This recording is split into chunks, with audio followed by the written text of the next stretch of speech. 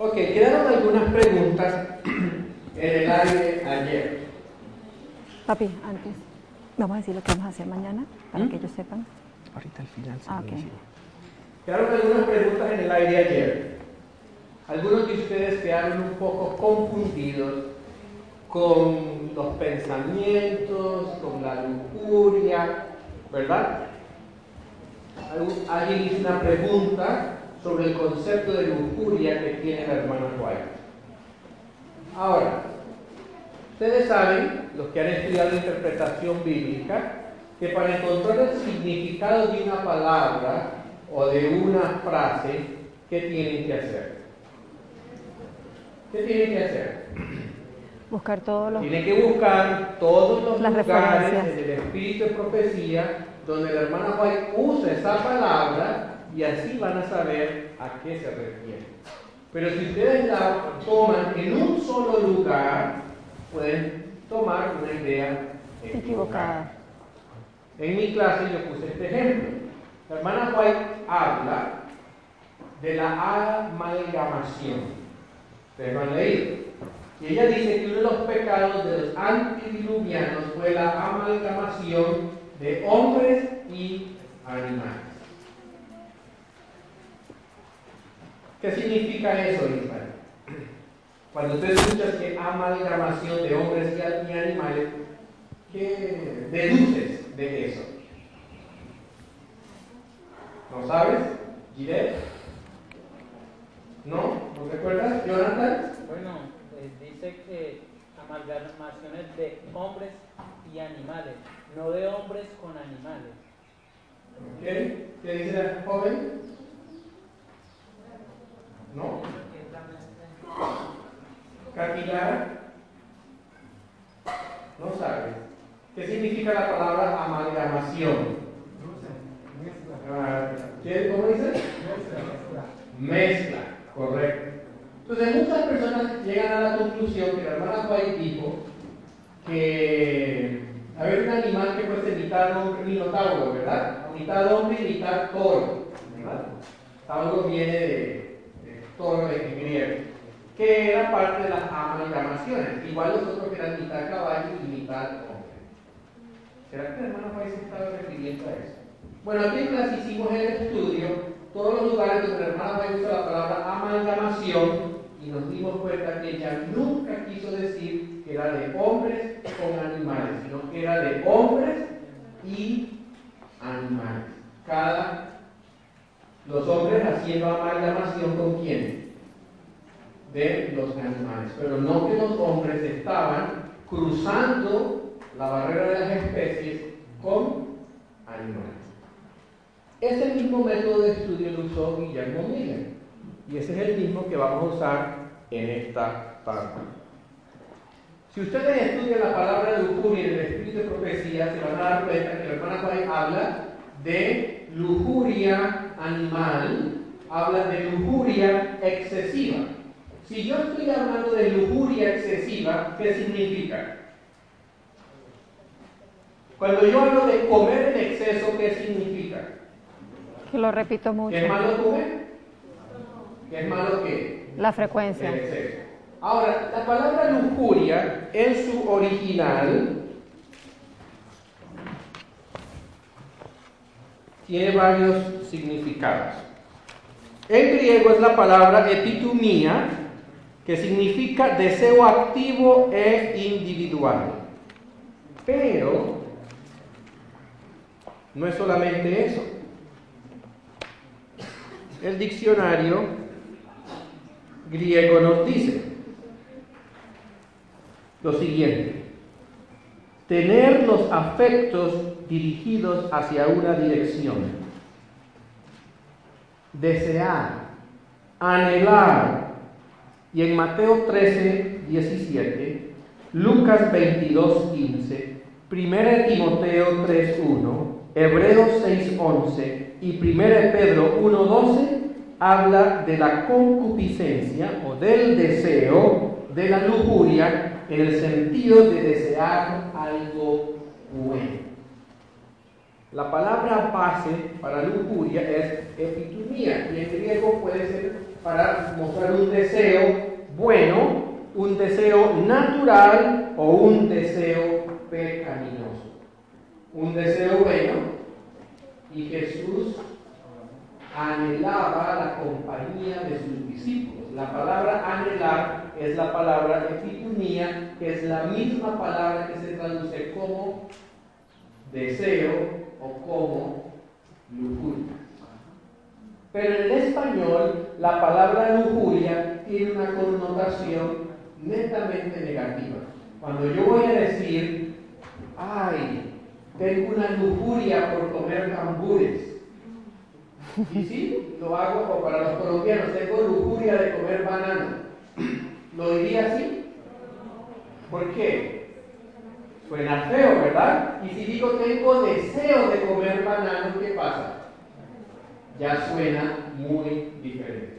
Así que los traductores de la Biblia, cuando querían demostrar un deseo malo, ponían lujuria. Cuando un deseo bueno, ponían atracción, anhelo o deseo. ¿Ok? Nosotros ayer estuvimos compartiendo con ustedes que pensar sobre el sexo es una cosa y lujuria es otra. Estamos dando una charla sobre qué? Sobre noviazgo, matrimonio y sexualidad. ¿Estamos pensando en sexo o no estamos pensando en sexo? ¿Y estamos pecando? No. ¿Ven la diferencia? Entonces, si ustedes son personas que analizan la palabra de Dios rectamente, no tienen por qué salir de aquí confundidos. Pero ¿qué ocurre? Ocurre lo siguiente. Nosotros, los cristianos, preferimos tener un concepto bajo y pecaminoso del sexo, pero de todas formas lo seguimos así. ¿Sí o no? ¿Cuántos de ustedes le preguntan a sus padres algo sobre sexo y le dicen, muchacho, ¿cómo se te ocurre? Estás preguntando esa cosa. ¿Y tú de dónde naciste? Te trajo una pajarita en una bolsita, te puso en la ventana del cuarto de tu papá y de tu mamá. Para ellos es malo, pero igualito lo hacen. Y entonces, ¿cómo es? ¿Verdad, Conchita? ¿Cómo vamos a entender esa situación? Esa mentalidad la tenemos todos, porque todos venimos de una cultura católica, ¿verdad? Todos venimos de una cultura católica, donde se exalta un sacerdocio célibe, pero que detrás de las puertas, ¿qué ocurre? Hacen de lujurias. todo. Hacen de todo. Eso nos pasa a nosotros los cristianos. El sexo es malo, pero ¿para qué se casa la gente? Como dijo una amiga mía, que un muchacho la estaba enamorando y el muchacho pues no llenaba las expectativas de ella en cuanto a lo físico. ¿Okay? Ella quizás quería un hombre chiquito, feito, que era alto y bonito, entonces no le llenaba las expectativas.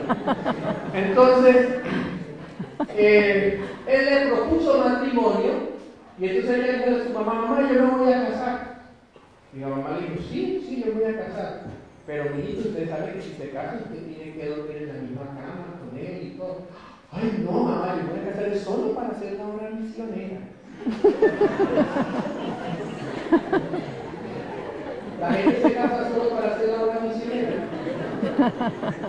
Jonathan, si tú te casas es solo para hacer la obra misionera.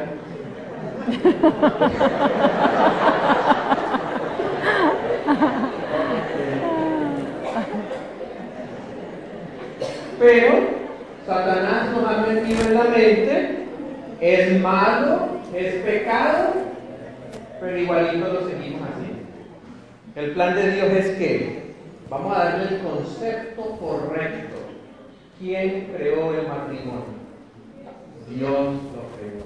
Es bueno y bueno en gran manera, pero ¿cuándo?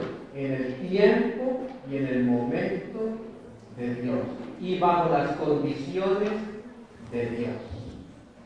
Trabajar es muy bueno, pero si me excedo, ¿qué ocurre? Me enfermo.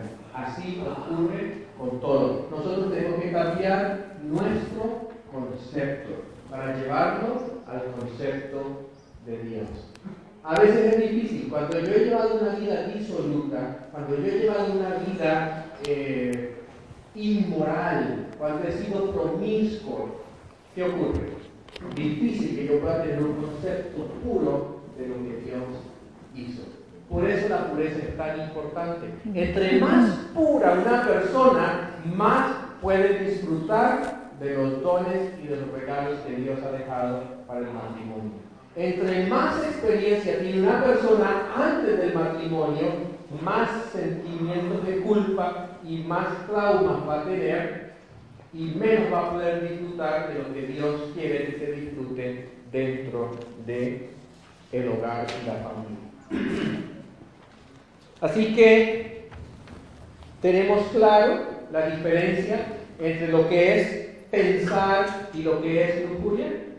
Ahora, cuando uno piensa en exceso en algo, ¿en qué se convierte?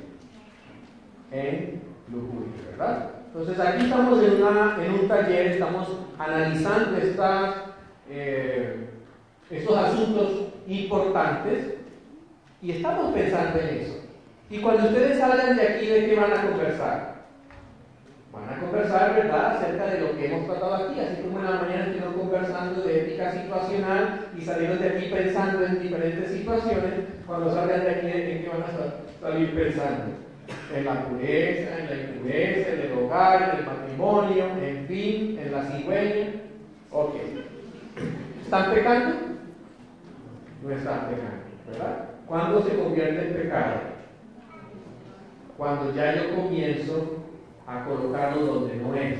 Y entonces ya yo comienzo a desear, a querer entrar en una situación en mi mente que todavía no es bien.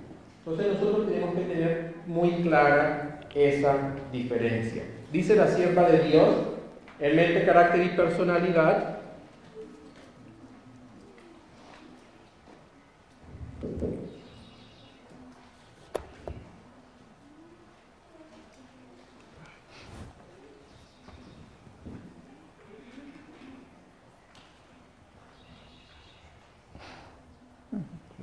Mente, carácter y personalidad, tomo 1, página 78.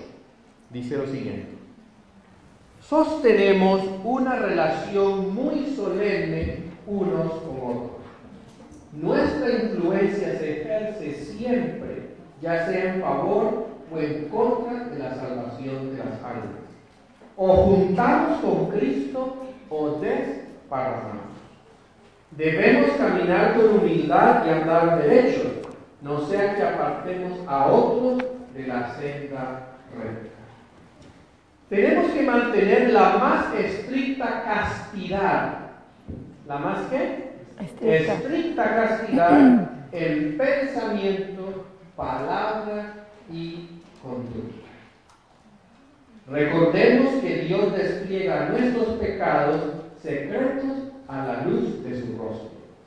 Hay pensamientos y sentimientos sugeridos y fomentados por Satanás que molestan aún a los mejores hombres. ¿Cómo dice? ¿Que molestan a quién? Aún a los mejores hombres. ¿Qué molesta a los mejores hombres? Pensamientos y sentimientos. Pero si no se los alberga, si se los rechaza por odiosos, el alma no se contamina con la culpa y nadie recibe la mancha de su influencia. Todos tenemos que luchar contra los pensamientos pecaminosos. Todos. Pero eso no significa que hemos pecado. ¿Cuándo ocurre el pecado? Cuando yo albergo y acaricio y alimento esos pensamientos. ¿Quedó alguna duda sobre la diferencia entre lujuria y pensamiento? ¿Tienen alguna duda alguien? Puede ser que si nosotros preguntemos en esta tarde, bueno, conociendo ya el concepto de la lujuria, ¿piensan ustedes que en algún momento han caído en el pecado de la lujuria? ¿Está claro eso? o todavía es ambiguo, o todavía pueden pensar, bueno, ¿será que los pensamientos que tenía es lujuria, o será que las acciones son lujuria, o qué es lujuria? ¿Está claro eso o no está claro? Yo tengo una pregunta. Sí, Jonathan. Pasa por acá para que...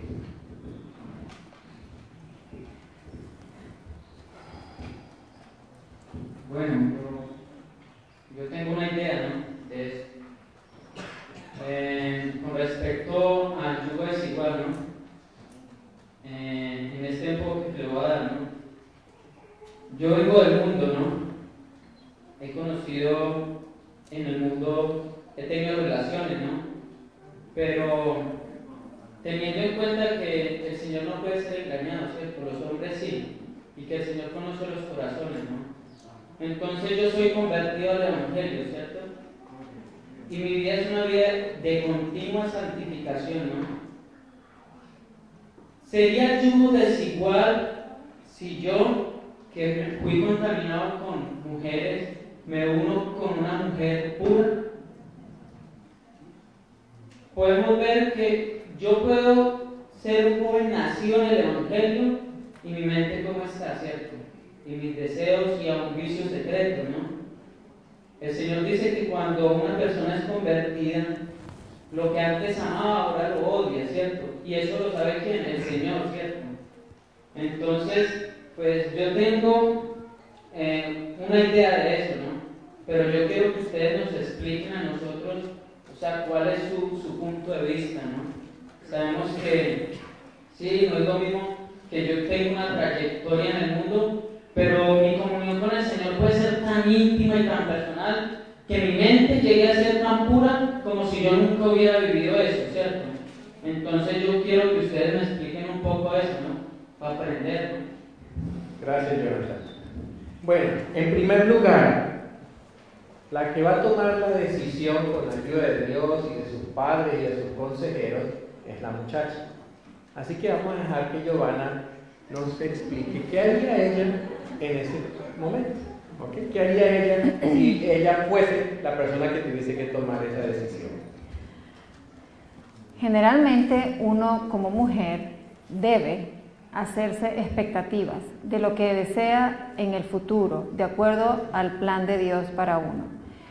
Si la mujer, hagamos un ejemplo, ha sido pura toda su vida, no ha tenido impurezas ni lujuria, no se ha contaminado, desea formar un hogar, en su visión, en sus sueños, en su lista de requisitos que ella tiene de esa persona que pueda llegar a su esposa, puede ser que ella diga, quiero un hombre como yo, que no haya pisado la impureza. Eso es válido. Ahora puede ser una mujer pura y diga, bueno, si el hombre es puro ahora, hizo un pacto con el Señor, yo estoy dispuesta. No es muy importante para mí que haya pasado en el pasado. Eso también es válido. Y ambas cosas son buenas. Pero esa decisión es una decisión que tiene cada mujer. Y experiencias tenemos muchas y todas buenas. De mujeres puras que se han casado con puros y mujeres puras que han decidido aceptar al hombre que tuvo un pasado, pero que ahora tiene un pacto nuevo con el Señor y es puro en el Señor. Y es importante saber, la historia de María Magdalena nos da un poco de idea, ¿no? O la mujer adúltera. Cuando fue traída ante Jesús, porque había sido encontrada en pleno acto del adulterio y merecía la muerte por apedreamiento, Jesús se puso a escribir en la arena los pecados de cada uno de los que la condenaban. Para nosotros puede ser grande un pecado como el adulterio, pero para el Señor es grande un pensamiento lujurioso. ¿Sí? Entonces, cualquiera de esas cosas es lo mismo a los ojos del Señor. Por supuesto que para nosotros los humanos no. Nosotros vemos cosas grandes y cosas pequeñas. También dependiendo del alcance que eso pueda tener, del daño que pueda hacer. Pero para el Señor todo es pecado igual. Y Él anotó los pecados de todos ellos. Entonces los vio todos por igual. No era ya solamente la pecadora. ¿Y qué llegó a ser María Magdalena? Todavía hoy nombramos a María Magdalena, ¿verdad? Nunca nos olvidaremos de ella, de cómo ella se regeneró a pesar de haber tenido una vida de impureza. Y eso es lo que el Señor realmente desea para nosotros. pero las decisiones las toman las jóvenes, ¿no? Quería añadir algo más.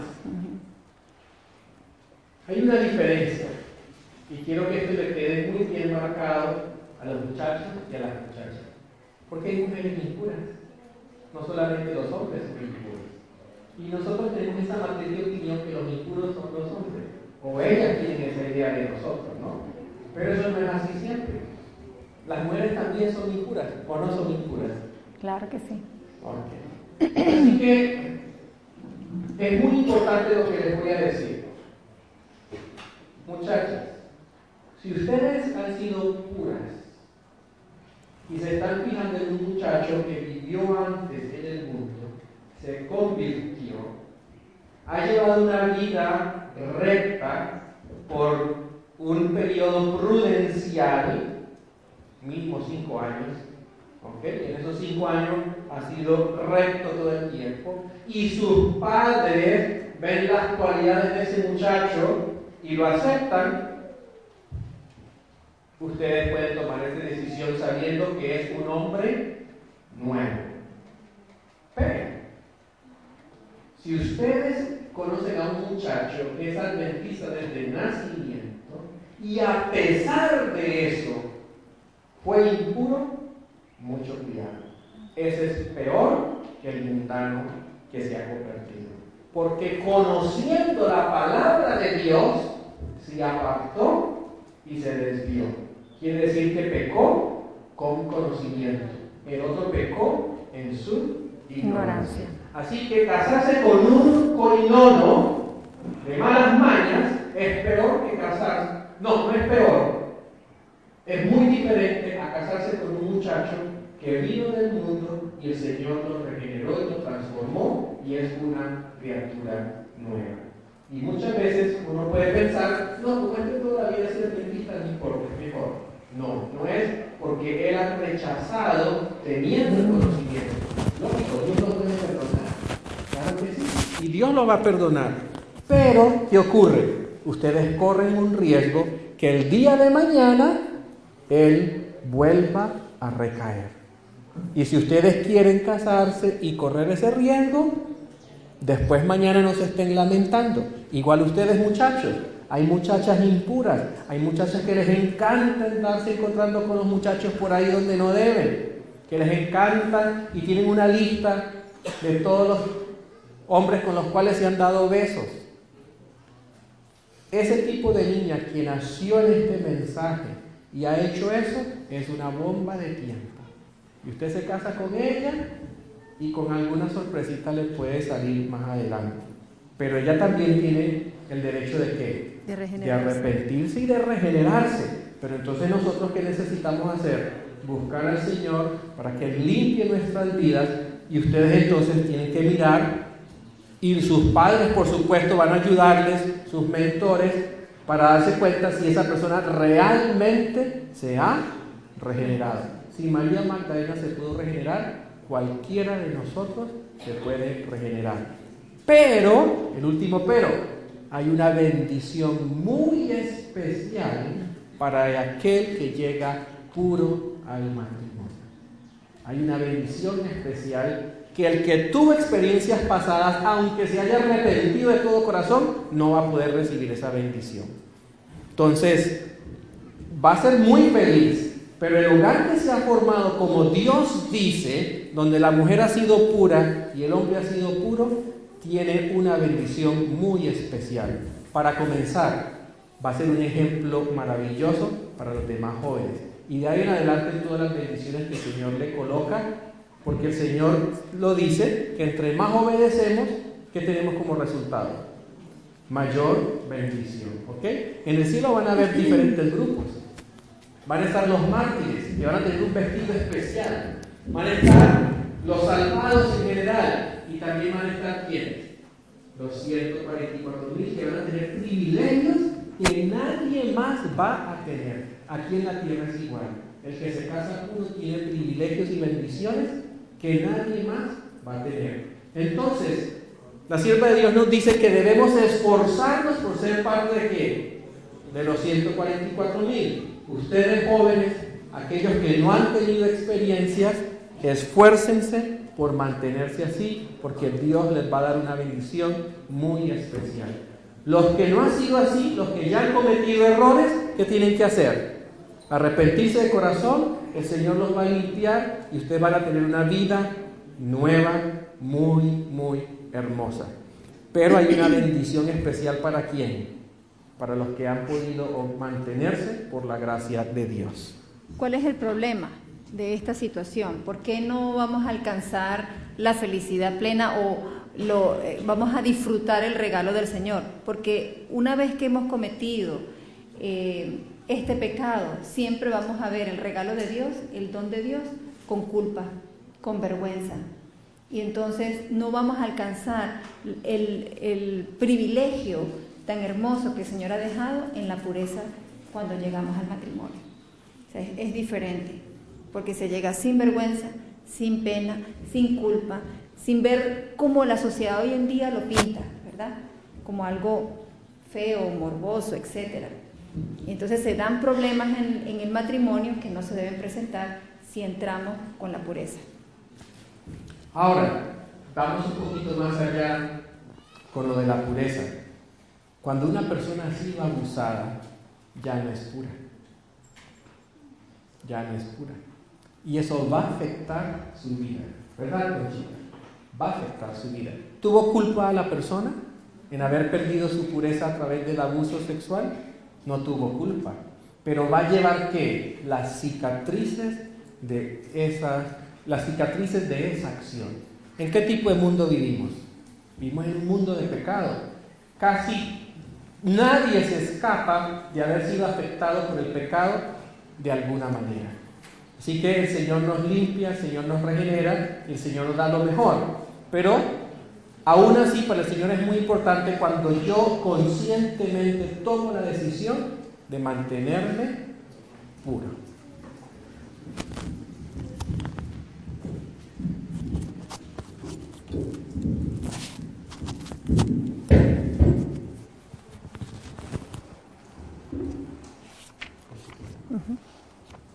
Quiero contar una historia que nos puede terminar de aclarar un poco esto. Y es una noche, Joshua Harry fue con un amigo, Andrew, a alquilar un video. Cuando llegaron a la puerta del establecimiento de alquiler de películas, se detuvo y dijo: «Esperaré aquí afuera». «¿Por qué?», le preguntó Joshua. «No quiero entrar», dijo. Me explicó que Dios le había traído convicción de pecados con respecto a mirar las cubiertas explícitas de muchos videos. Su manera de luchar contra esto era ni siquiera entrar en los lugares de exposición. Quizás lo que Andrew hacía era un poco extraño. Él se sentía un poco tonto allí parado en la puerta, mientras Joshua Harris se asomaba a la puerta y le mostraba las películas para preguntarle cuál de esas le gustaba. Para el vendedor del alquiler de videos le parecía absurdo que el otro estuviera afuera mientras éste le mostraba las carátulas de las películas. Pero él procuraba ser obediente a lo que Dios le había mostrado con respecto a sus propios campos de tentación. Cada uno es tentado de manera diferente y particular. La tentación mía no es la misma de David, la tentación de Juan no es la misma de María. Cada uno es único y tenemos diferentes maneras de ser afectados por esta situación. Conociendo nuestros puntos débiles, nosotros debemos actuar como Andrew, evitar la exposición, evitar los momentos que nos hacen más vulnerables para esta situación.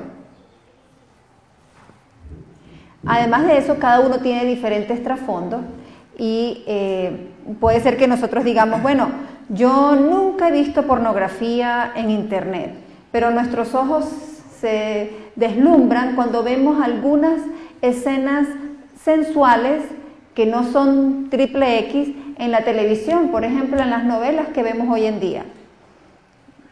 En la televisión normal, y no estoy hablando de televisión por cable, sino los canales que hay aquí, por ejemplo, en Venezuela, cuando se presentan las novelas ¿Qué imágenes vemos allí?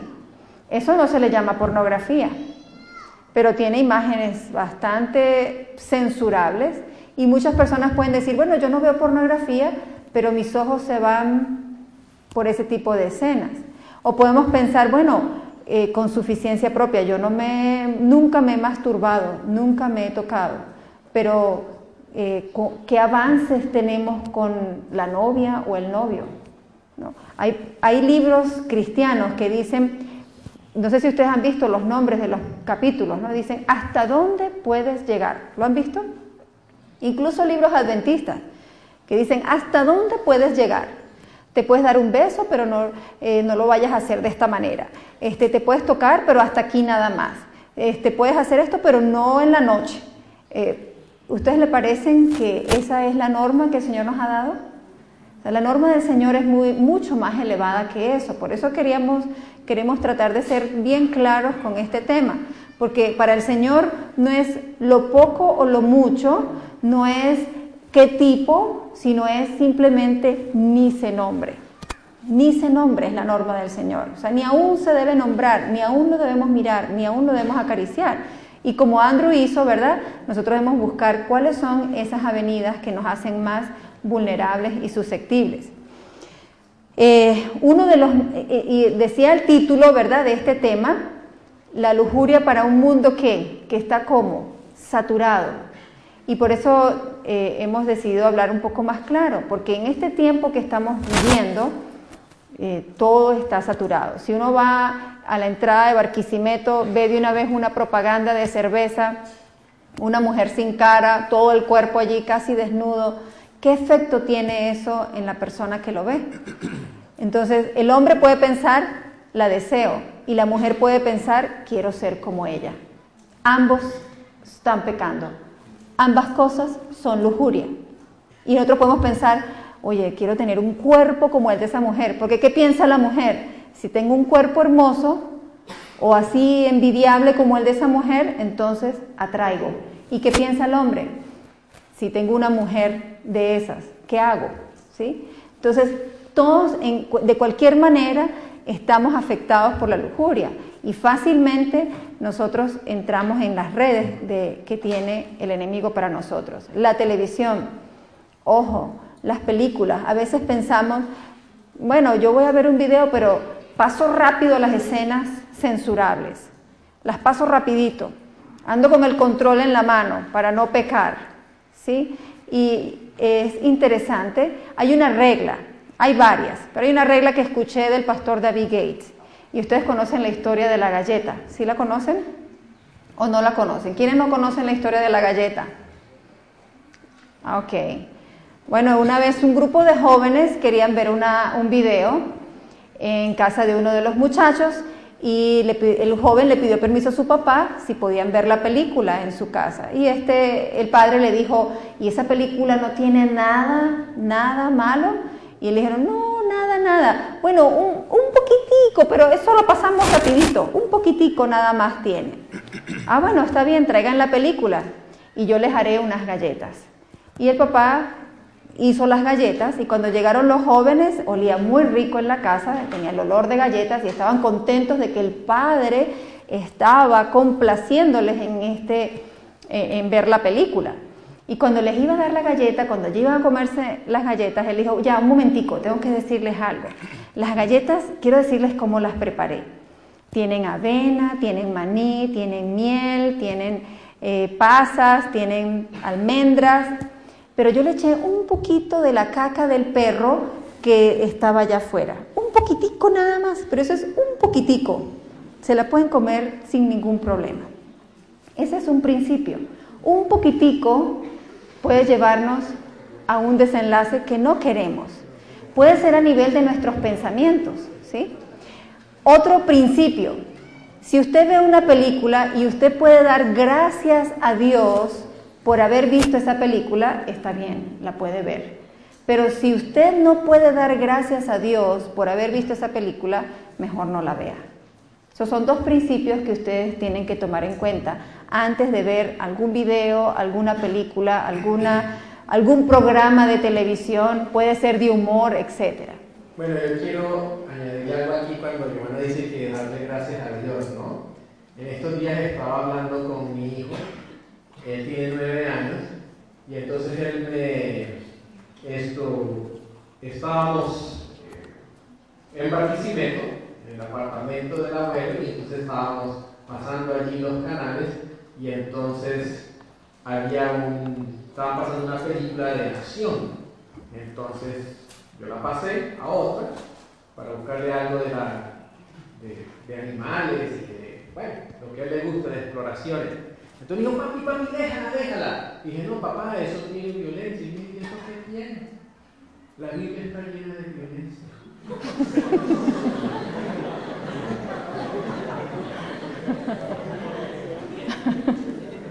Entonces, si nos regimos solamente por darle gracias a Dios, ustedes pueden ver muchas cosas y después decir, Señor, gracias, porque aprendí que eso no lo debo hacer.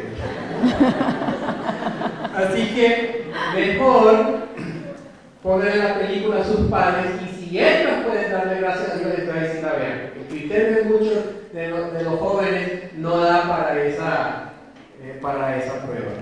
Es cierto esto porque, por ejemplo, hace poco llegó a nuestro hogar una película de la reina Esther. Yo nunca tuve tiempo de verla, pero alguien me la pidió prestada y la llevaron al centro de salud para pasársela a los pacientes.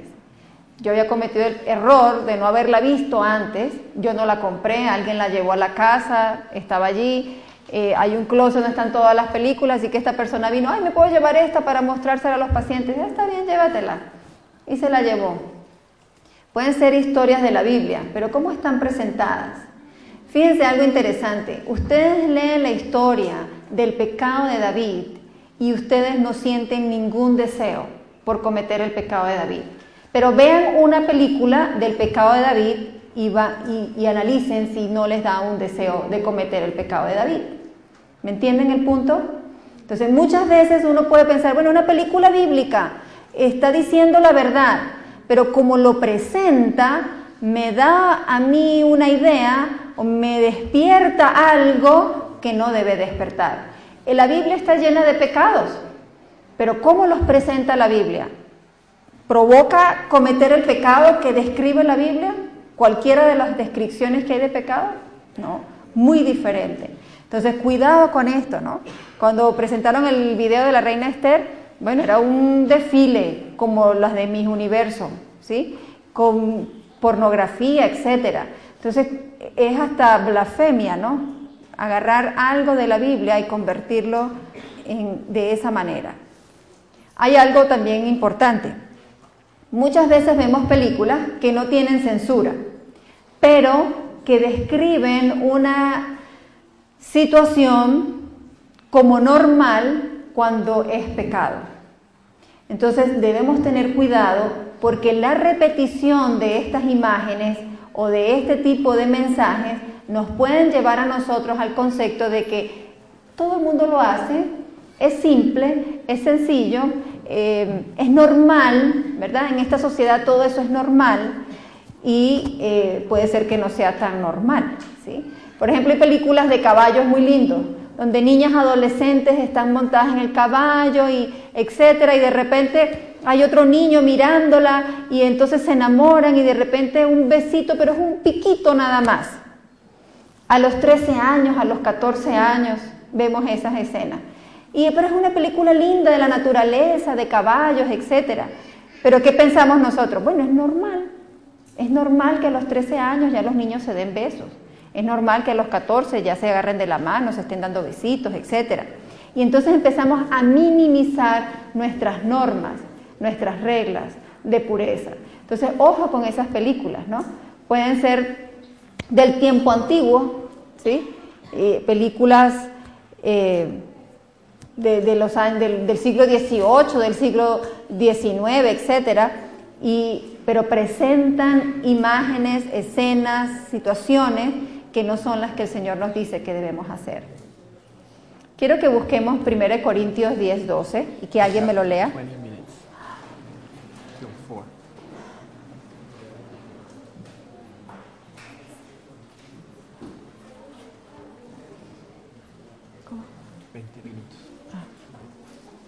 Rápido, rápido porque no tenemos tiempo. El primero que lo tenga que lo lea.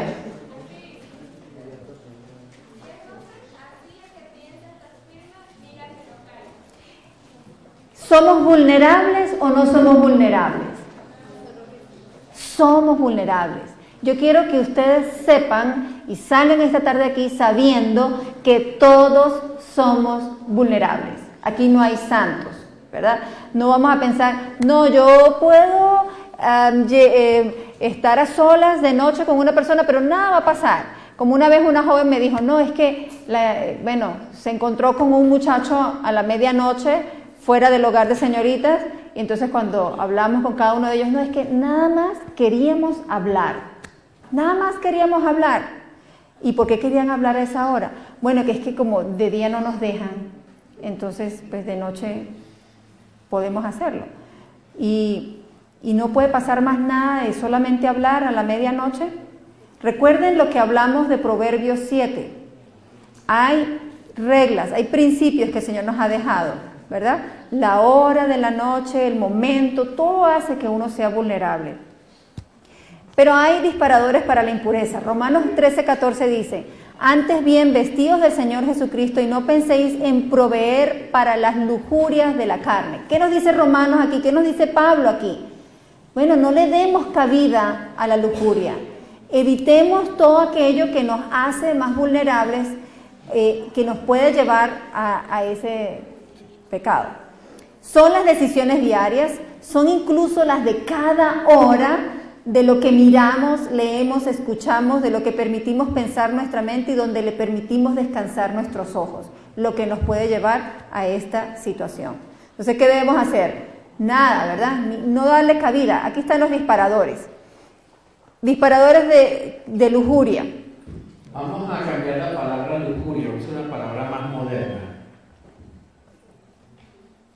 ¿Cuál le ponemos? Concupiscencia. ¿Qué dice Conchita? ¿Qué palabra vamos a usar que los muchachos entiendan? O les preguntamos a ustedes. Deseo. ¿Ah? Deseos, pero eso está como muy vago. ¿Pasiones? ¿Qué puede disparar? Una pasión.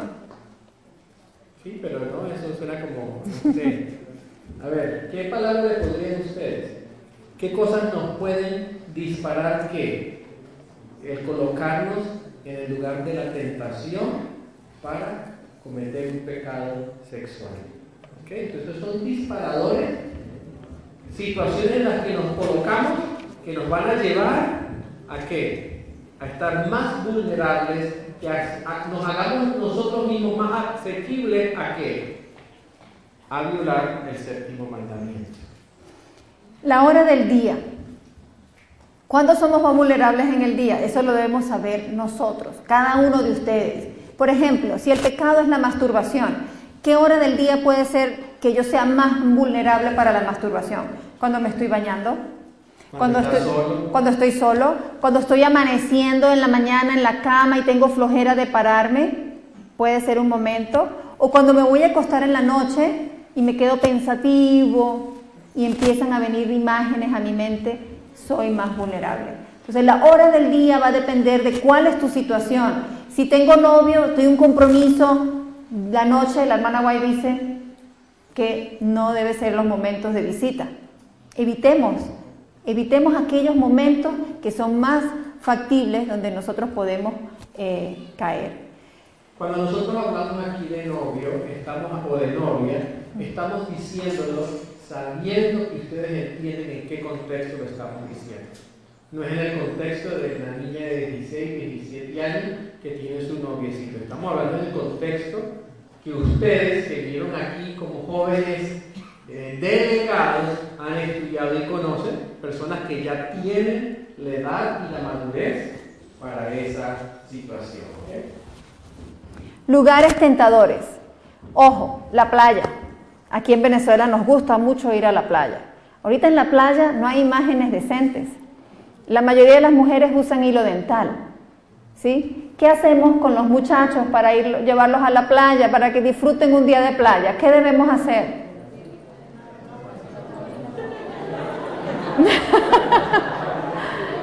Llevarlos con una bolsa. Mejor traemos un tomito con agua del mar y se lo ponemos en la ducha. Yo he conocido de jóvenes que han decidido, han hecho un voto, no voy a la playa. Pues es algo drástico, pero bueno, hay momentos, podemos ir entre semanas, podemos ir a una isla donde no haya mucha gente, podemos buscar ocasiones donde podamos ser menos vulnerables. Otro sitio, centros comerciales. Cuando vamos a los centros comerciales, ¿qué vemos? Pura lujuria por todos lados. Desfiles de moda, propagandas, etcétera, ¿no? Cuando entramos a una librería, ¿qué libros hojeamos? ¿O qué revistas hojeamos? ¿Sí? Y esto es tanto para las muchachas como para los muchachos. Recuerden, igual. Bueno, la televisión, hablamos mucho acerca de esto, ¿no? Las imágenes de la televisión. Debemos evitar, jóvenes, si alguno de ustedes nunca ha visto una imagen de sexo, evítenla, no ensucien su mente.